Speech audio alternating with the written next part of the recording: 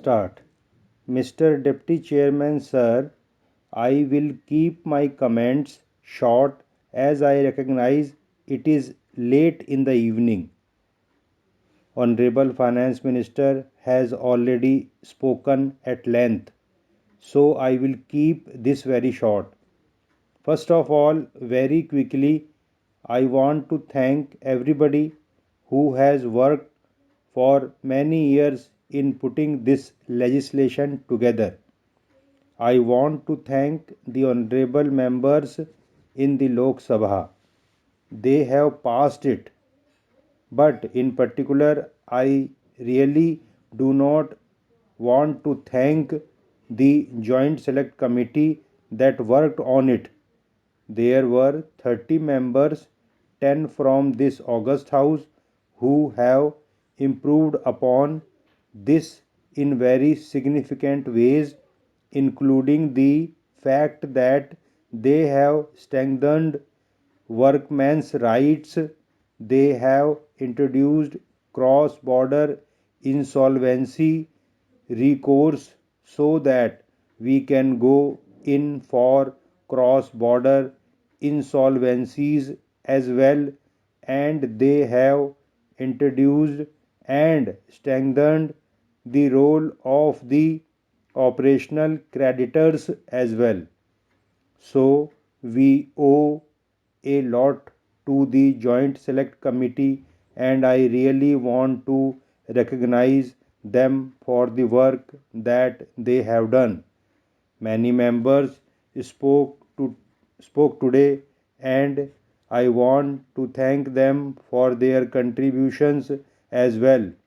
What I would try and do is to, in a very short, pointed way, answer the specific questions that were brought up.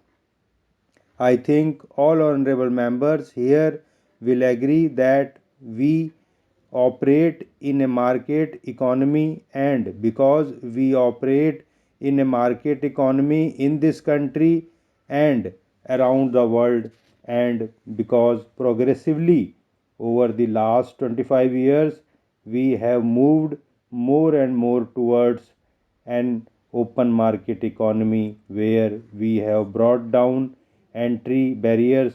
As Professor Gowda correctly said, we also have to make it possible for exit, resolution, and revival to happen in a smooth, effective, and efficient manner, protecting the various stakeholders. That is what could not be made possible in the Indian economy previously, and that is what this quite historical legislation will enable us to do. We have many debates in this house and in the other house as well. But I just want to pause for a second to remind ourselves that this is a historic legislation. We are changing the Indian economy because we are enabling it, in fact, to be able to let the processes of creative destruction, which Professor Gowda was speaking about, operate much more efficiently. We will do that while protecting the people who matter, and the people who matter the most are obviously the workmen. We have to make sure that those stakeholders, because they are the most vulnerable, are protected first. He brought up several instances where people have not got their dues paid. In some cases, it was 43 months and so on. Sir, the way this law is set up precisely avoids those problems because it enables workmen to initiate the insolvency process.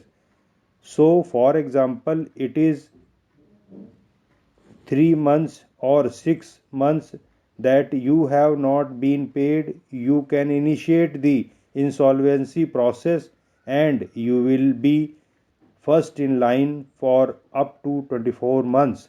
So, the cases that you are worried about, those are precisely the kinds of cases that we will avoid through this legislation, the way that it is written. And so I think the honorable members' fears would be set at rest when he understands exactly how this law would work.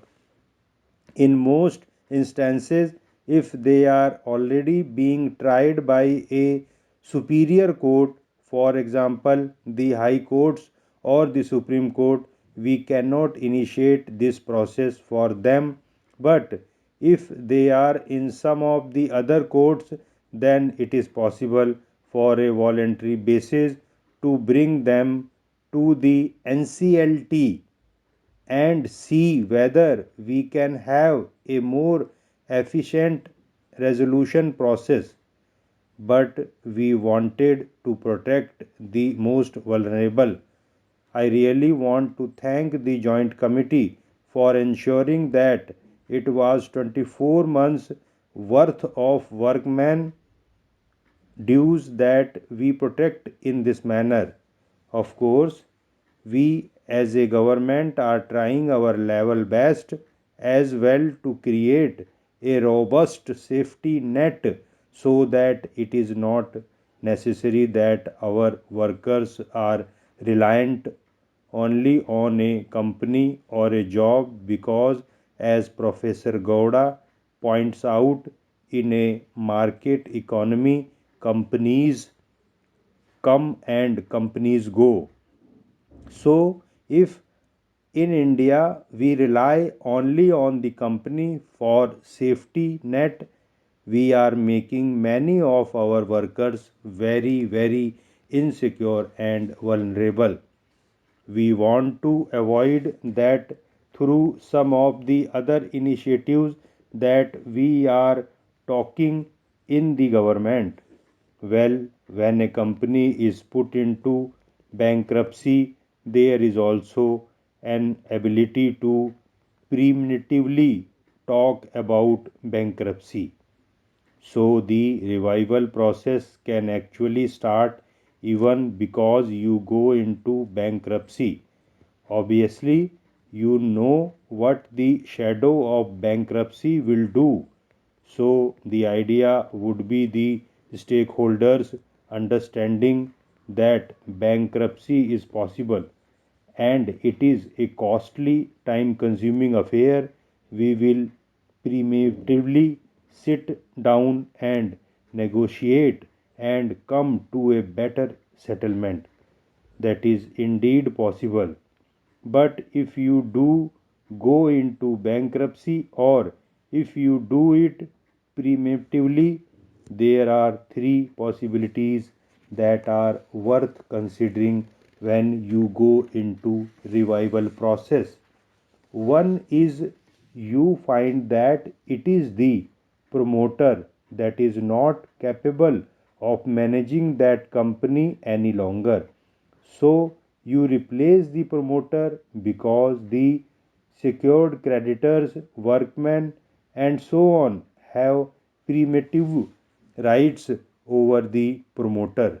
So you just replace them and the company is viable, it operates and it becomes competitive and moves on. The second case is if the company actually requires a complete resetting of its costs and its capital structure to become competitive, there is a restructuring process that is required and that will be done through the insolvency process.